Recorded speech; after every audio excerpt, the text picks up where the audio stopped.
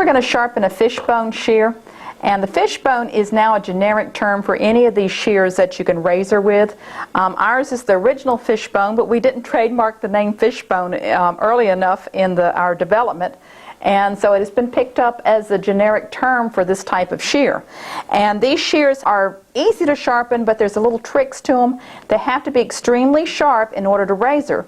But you have to know the quality of the shear to know how sharp you can make it. On our shears and some of the other fishbone type shears, you can put a pretty sharp angle on them so you can razor with them easily. On some of the Chinese made lower quality ones, if you put that sharp of angle on them, they're going to go dull immediately. So you have to be able to determine what shear you have. So today we're going to sharpen this fishbone, and this one is a very good one for us to work with because it is extremely dull. It's never been sharpened before, so we're not having to fix anyone else's work, but it has a number of nicks on it. And I'm going to hold this still and see if you can see the nicks on that blade. Can you see those nicks? And I want you to listen to it. Very noisy. That is not how a fishbone is supposed to sound. So we're going to take this shear apart and we're going to sharpen it. Just to kind of let you see how it cuts, because it's always good to see the before and after. Look, it's not even cutting dry tissue. So we want this to cut wet tissue and to be able to slide and razor through the hair when we're through. That's our goal. So first thing we want to do is take it apart, and ours has a UFO type tool, and you're going to need to use your UFO tool to take the screw out. Some of these do require extra washers after you put them together, and they seem to perform a little better. Now I'm removing the screw, and I want to make sure I don't lose any of the pieces, so I put the screw into a little cup. And look at the dirt. These were well used and well loved shears. And make sure I have my washer out of here. I want to clean them with alcohol, and that gets any of the grime off the shears. Now these are one, I know if you've been through my training, I really stress wiping your shears off spine down, but this is almost impossible to do spine down. So I'm going to break my rule. Every rule is made to be broken, and wipe them off with the edge toward my hand. But be extremely careful because these have a sharper edge than your typical shear. In fact, this fishbone is going to be set at about a 55-degree angle. Depending on your client, if they're cutting mostly weave hair, if they're very hard on their shears, you might do a 50-degree. I have one client, I sharpen hers at 45, but you have to do it at least at 45 for them to be able to razor. It's possible you could sharpen them at a 60-degree angle and they would come out nice. Modify your angle to the quality of the shear and the type of cutting and cutting style of your client. And keep records on it, so when you go back you'll know what angle you did it at, and you can modify it if needed or stay with that angle. Now the first step I'm going to do is work the ride line. Now the ride line I'm going to do a little different than I have on other shears, because that ride line has to be extremely flat, extremely smooth, because with these edges so sharp it's very easy for them to cut into each other. So that ride line has to be super smooth and super correct. So we're going to do something a little different. I'm going to use 3 different grit stones. I have here a 1500 grit, a 5000 grit, and an 8000 grit. And we're going to use all 3 because I really want that ride line to be correct. Another thing we found works well when you're working the ride line, to be sure you have it all, is you can take a red Sharpie and color in your ride.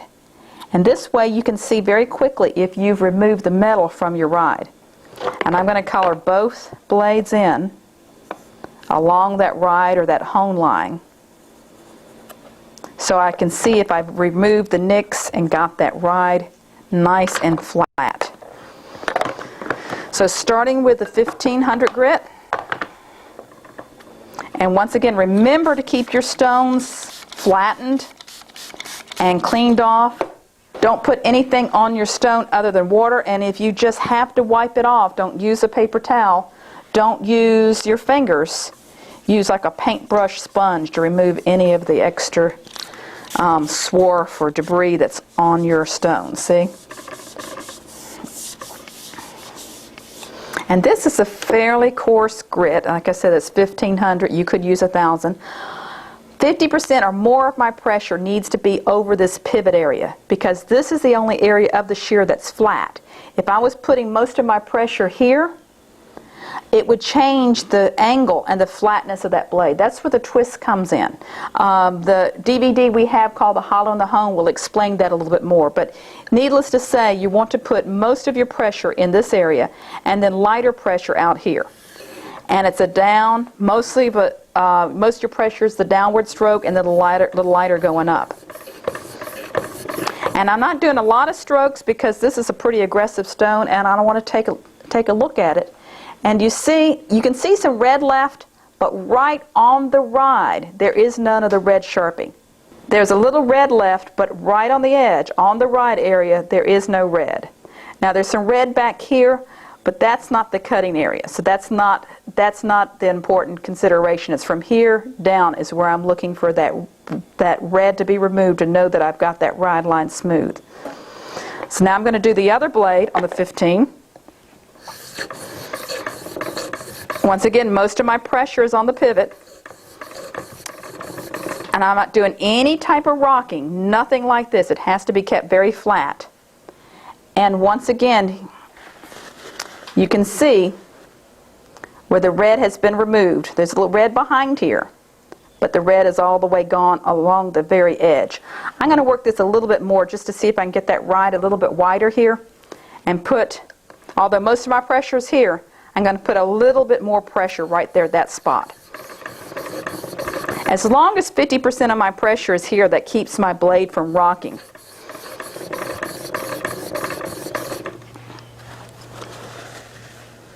Yes, and that looks better. You want that ride big enough so that when you create your burr, your ride doesn't disappear. Now that was the 1,500. I'm going to go to the 5,000.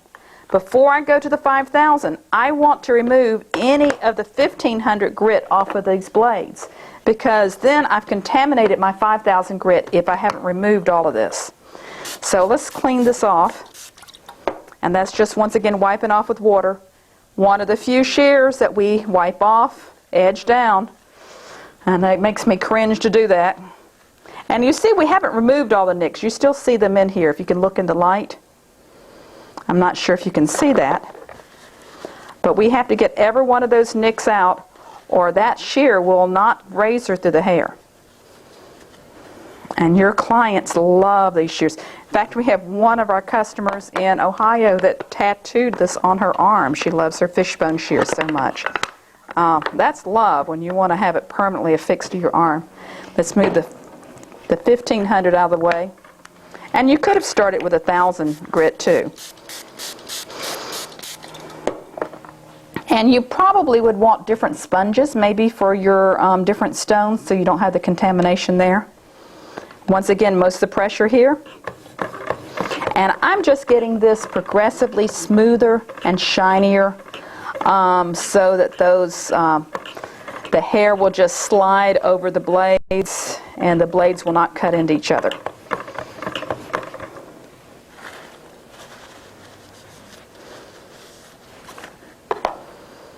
And you can see how that's a little shinier, this one, than this one.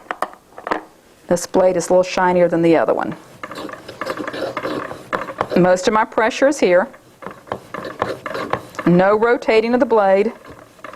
That entire area is on my stone. And that looks pretty good. That's the 5,000.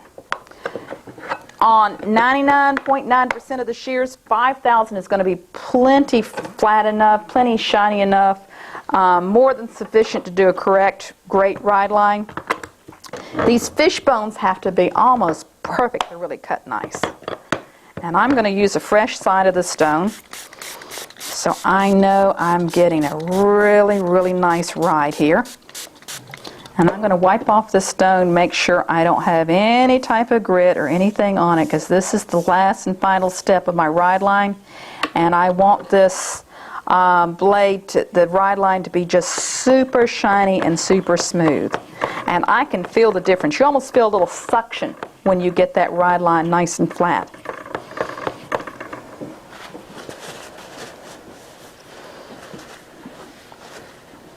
And that's beautiful.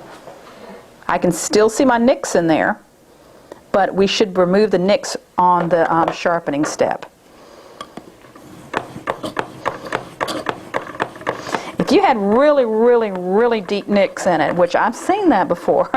I have one of my clients that has this shear and she's cut plastic and things with it she shouldn't have. You might have to go ahead and sharpen the outside first, get a big burr, and get all the nicks out, and then just start and work the ride line and start from fresh, just to sort of clean the palette, have like a clean slate to work from. That looks pretty good. This shear is definitely nicked worse. That blade is definitely nicked worse than this blade. So now we've done the inside work, we're ready to sharpen on the outside.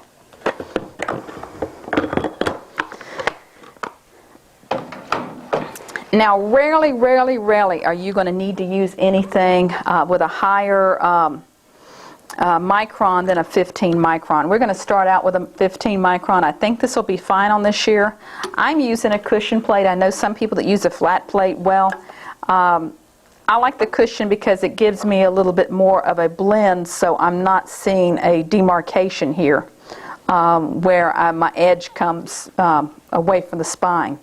Now, another trick we have found is if you color in the edge with your red Sharpie again, you can see very quickly if you've reached the edge, because we want to create a burr that's big enough to remove our nicks, but just a teeny tiny burr. We don't want to change the shape of that blade. And I want you to notice how on this fishbone, you hear a lot of people talking about the radius of the shear, and you see how this has a very deep curve down on it. It has a low radius. If you made a giant circle out of that blade, that would be and measure the radius, that would be what they're talking about, or some people refer to it as the belly of the shear. But there is a curvature.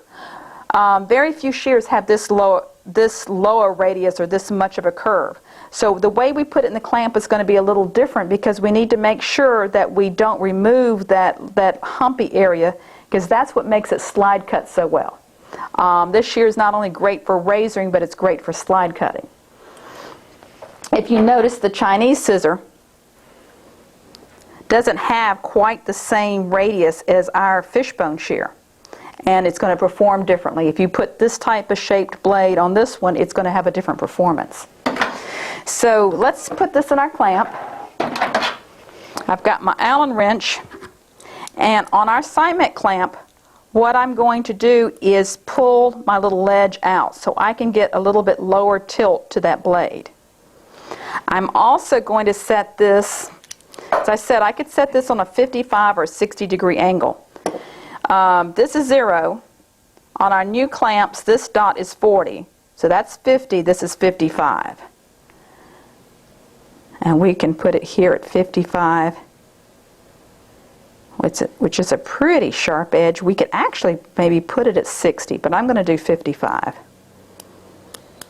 And once again, you determine what the angle is by the quality of the shear and your client, what type of their cutting style, how rough they are on their shears, or how what type of hair they're cutting. Now, it helps me if I can make a little mark, see right here where the edge of where my blade ends. That way I can see very easily where to lay this on my plate.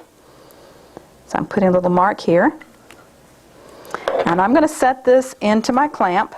I've already set it at 55 degree angle. I set it into my clamp. And you see how that tip sticks out? I can actually put my fingernail in behind here.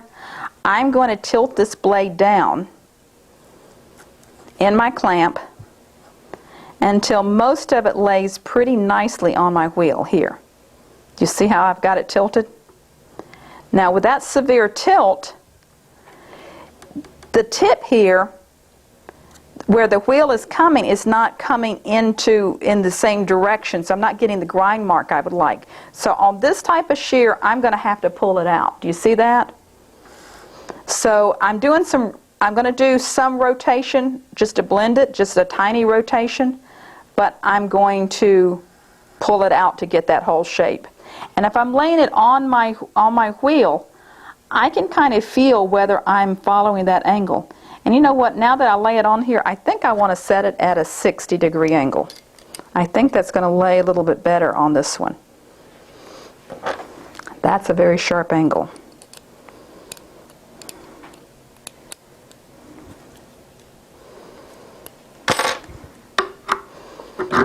And I do loosen it because I do a slight tilt, but very almost negligible. So let's turn on our machine. We're going right, because this is a right-handed shear. We do make a left-handed fishbone, and I'm going to go a little slower. I don't want to remove any more metal than I need to, but I don't want to go too slow, because if you're too slow and you're using a cushion plate, you sort of sink down in the plate and you don't get as sharp of an edge. So I'm coming here with just maybe about 2 degrees of a tilt up as my landing. Coming into my edge, and I'm pulling out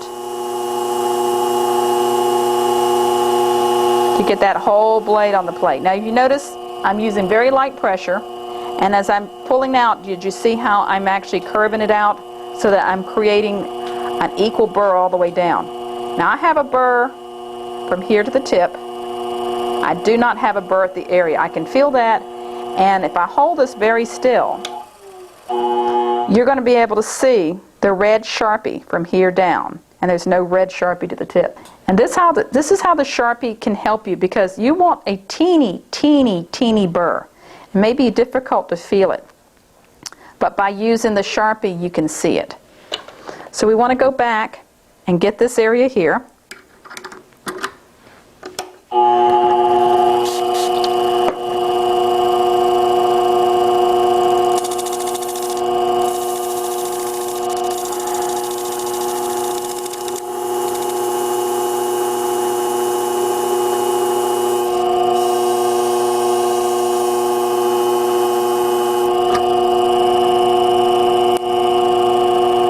And I definitely have a burr all the way down.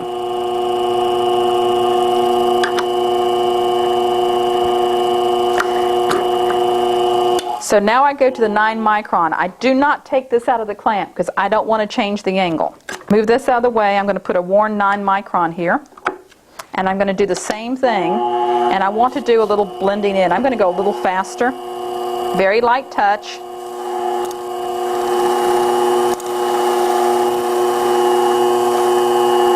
And I'm actually working on the blending a little bit because I could see a little bit of a slight bevel.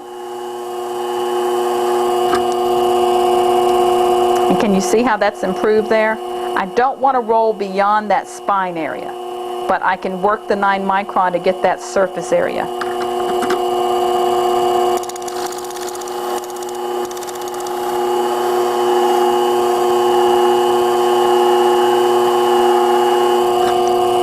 And that is a super light rock that I'm getting to get that area. And the outside part of that blade is done. Now on to the second blade. And it's possible, if this one didn't have the deep nicks in it that we saw, I might do it all on a 9 micron. Might not even use my 15 micron. As I said, it would be a very, very rare occasion when you need anything that would be more aggressive than a 15.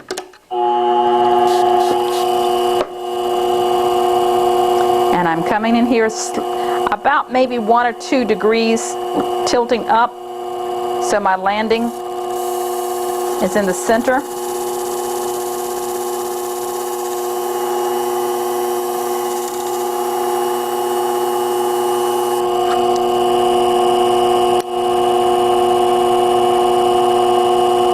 And I have a burr, I think, all the way down.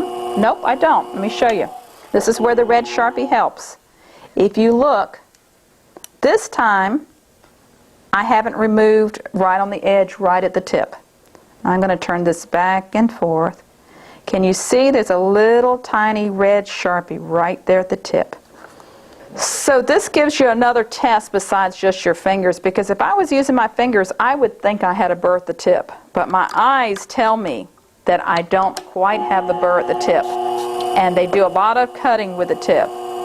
Now, do I start here at the tip? No. I'm going to start here in the center like I did before and pull this out and making sure I get the tip. Now, I'm holding the tip against the plate, but I'm not pressing down.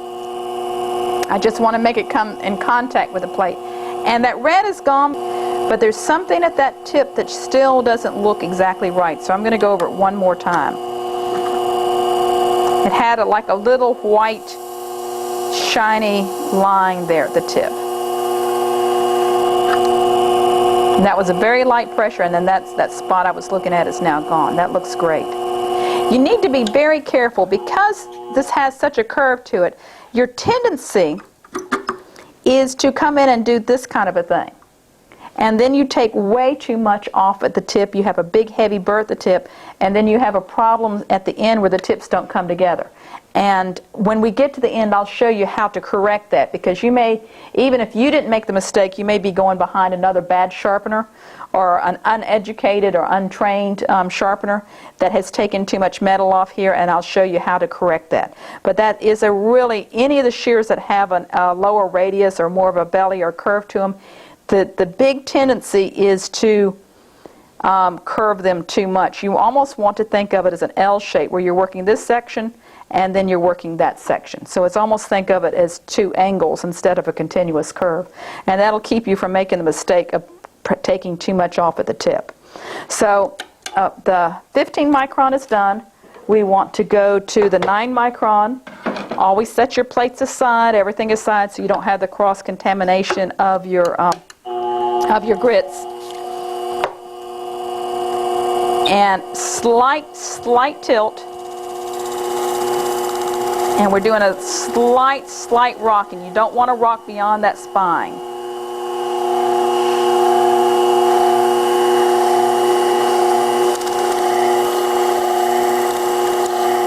Let's see what this looks like.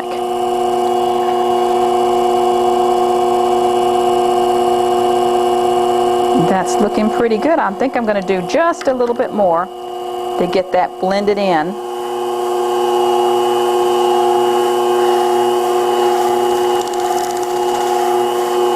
And your machine is doing the work. It's a light pressure. One of the things you don't want to do, you don't want to press down too hard here and create a gouge. You don't want to press too hard here and create a bent out tip. You don't want to press too hard in the center and remove that curvature. And that looks pretty good. There's still something there at the tip. She may have dropped them or may have used them in some kind of a rough way. As I said, these were in pretty rough shape. But this is kind of typical when you get these shears. Okay, that looks good. Now we want to remove the burr from the inside. And the way we do that, we're going to go back to our 8000 grit stone. Wet it good. Wipe off any debris, anything that might be on it, using your sponge. And now, when I put this on my stone, I need to be extremely careful because I don't want to knock off my edge. I need to have that ride perfect. So sometimes it helps to kind of rock it back and then very carefully come to the edge. Most of my pressure is over the pivot, but I might put a little bit more pressure on the rest of the blade than I did in the first step. And it's just a push back. And I want you to see this. Can you see that line? That is all the burr that you should have on that shear, unless you have some deep nicks. But that burr is gone. And I'm going to feel, and the burr is gone. I'm going to take my thumb and feel here, and I feel some burr pushed to the outside, and we're going to take care of that in a minute. I can wipe this burr that I've left behind off, this debris, but I'm just going to come down below it in interest of time. Once again, very flat. And most of my pressure here, but a little bit more pressure out here than I did in the first working the ride. And that's it. That burr is gone. And once again, do you see the debris line? That's all the burr you should have. That's it. And that's whether it's on the fishbone or other shears. When you're not having to correct a damaged shear or previous sharpenings, this is all the burr you should be removing. Because the less metal you remove off the shears, the longer they last, and the happier your clients are, and the more they like our shears. Now we're going to polish. The polishing is going to do two things. It's going to return that shine back to the shears, make it smoother on the outside, but also we've pushed a little burr to the outside of the blade. If we left that there, they're going to be rough. So we want to polish. Now when I polish it, I don't want to polish it all the way to the edge. So we use a spacer in between the stop and the screw, and we're going to switch to our felt polishing plate, and this has already been charged with polishing compound, and I'm going to add in addition some diamond spray. And this diamond spray we have found in the last couple of years, I guess last year we've been really using this on pretty much every convex type shear we sharpen. This gives it a really nice shine and makes them look like new. Now I'm going to turn the speed up.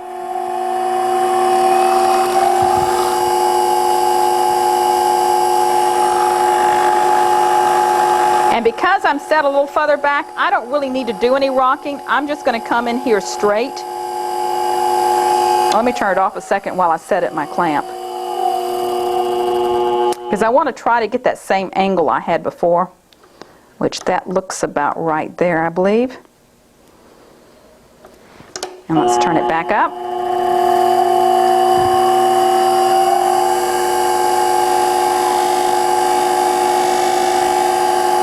And I'm coming right along that edge. And I could actually see, I don't think you can see with the camera, but I could actually see some of the burr kind of pop off the edge there where I had pushed on the outside.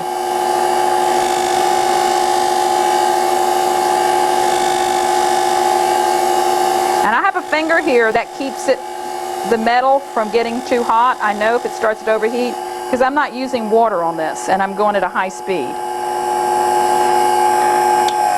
Now that's shiny, but it looks a little hazy, and that's because of the polish on here. I need to wipe it with alcohol to get the true shine there.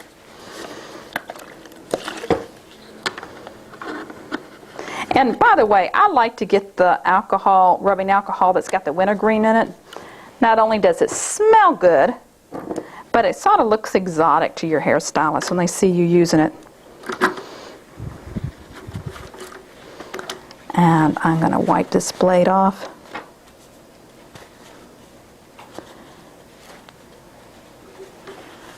Get that haze off from the polish. And can you see how nicely that shines? Looks like a brand new shear. Go ahead and wipe off the inside, get any of that leftover red Sharpie off of there, because the hairstylist will say, "What is that?" Now I'm going to check with my nail very gently to see if I've removed all the burrs, all the nicks, and there's still a little nick up here that I left behind.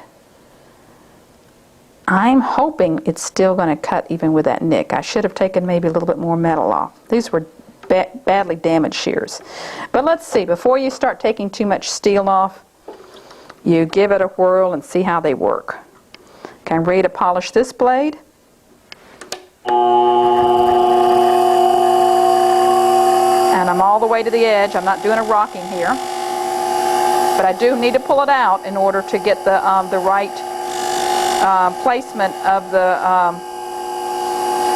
the grind on that tip of that blade.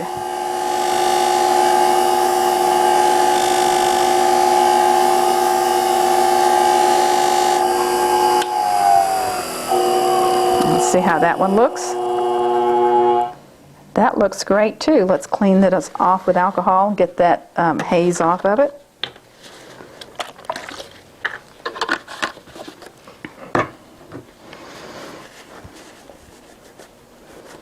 I'm removing that Sharpie that was on the inside. Remember, we had some red there. You don't want to leave any of that behind. And then the polish residue, which gives it a little hazy look, you want to take that off. And that shines like a brand new shear. And I'm going to fill this one with my nail. And there are no nicks left on here. So very often when you have a nick on one blade and not on the other, it's going to cut fine. It's when you have the two nicks that bite into each other that you have problems. So now I'm going to reassemble the shears without the blades touching.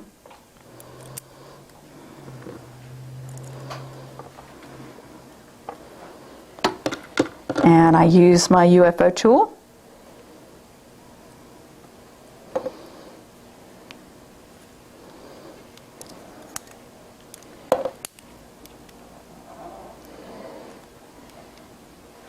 Few more twists. Now I'm not going to close the blades, but I can kind of tell here about whether it's the right adjustment, and I know I want to be a little bit tighter. Then I get a paper towel, a clean one. I don't want to use my dirty one. And I'm going to cut through the paper towel to make sure that any residual burr is gone. And that felt great. Oh, that feels smooth. Do you remember the noise before? Listen, I'm going to put this right by my speaker. Listen. Do you hear anything? Silence. Now let's see how it cuts. Moment of truth. Now it's adjusted maybe a little bit loose. There's some controversy on the adjustment of shears. A lot of the manufacturers like to have them adjusted where they're all the way out here.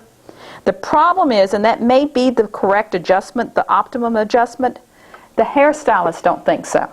So if you gave it back to them with them out here, they would think they're too tight, even if that was the correct adjustment, and they're going to loosen it up. And they don't have the comprehension of how loose is too loose, and a shear that's too loose will fold the hair. I like to give them back where they'll move about maybe, you see that, about an inch or 3/4 of an inch. And that seems to me to be the best adjustment because they'll loosen up, but that's loose enough that they may not try to adjust it themselves. I have a puff tissue, single ply. See, I've used it a little bit before. And there's a couple of ways of doing this. This I find seems to be the best if you can maneuver it with your hands. I bring my shear in where the back of the blade is touching the tissue. I pull my thumb out. And I close it slowly and pull it straight down. Now can you see right here a little roughness? Do you see that? That's where that nick was, or the nick still is. I told you we could still feel a nick in there. But the nick is back here. They really don't cut with that back section of the blade. And it cuts perfectly, except for that area. If I drop it down a little bit, you see that's perfect, smooth cutting. I don't want to have my need for perfection to cause the stylus shears to too much metal to be taken away and the longevity of these shears to go away.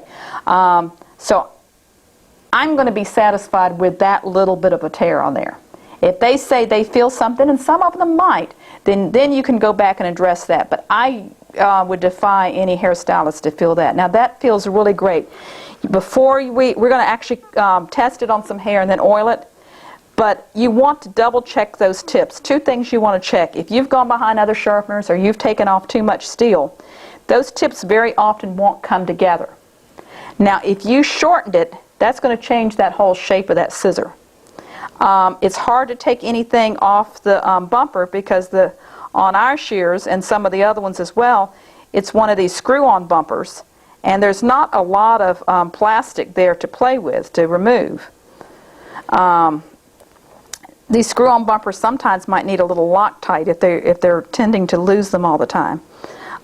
If you need to replace the bumper and you don't have a screw-in bumper, you can modify one of your regular bumpers and it'll go in there.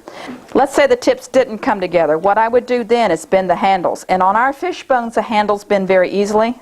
If you needed to bend them out, you would put a handle bender and bend your handle out so it would close a little bit better. I'm not going to do that on these shears because they don't need it. You also want to feel that tip and make sure that there's no sharp edges or anything where you could round it off. But these feel really great. Shall we try and cut some hair with them? How about that? Now remember, the Fishbone shears, if you're selling these to your client, they are not, even though they do razoring, they don't cut like a razor. You're still cutting with a shear edge, which means that they're going to, the way I explain it to them, it's going to create more texture, not cut as deep. So really, for these to cut well, you almost need to use a little bit more tension on the hair than you would with a regular razor. But let's see how they razor. Look pretty good to me. That was one side. I'm going to flip it over the other side. And if you noticed, in all the sharpening, we did nothing to the spine. Nothing to this area here. A lot of people think you have to go in and sharpen that. This spine is like a guard on a razor. That's all it does. The cutting is all done with the edge, and you see how nicely that cut. Look at there. The hair doesn't push at all. You see there's no pushing? See that? And then we would be able to slide cut. One of the easiest ways to slide cut is to hold your shears like this. And to slide cut, beautiful. That nick that we left behind, you don't feel it. It's not noticeable at all. It makes no difference in the cutting. So that concludes sharpening a fishbone. A lot of the techniques that you saw were very similar to the other shears that we sharpen. As I said, you're going to have to modify maybe the angles. You might not be able to put a 60-degree or a 55-degree angle on many of the fishbones type shears if they don't have a strong enough steel, or if your clients are very rough on their shears. But for a shear that cuts like this, a 60-degree angle and that extra work on the ride line, the extra polish, makes all the difference in the way that shear performs.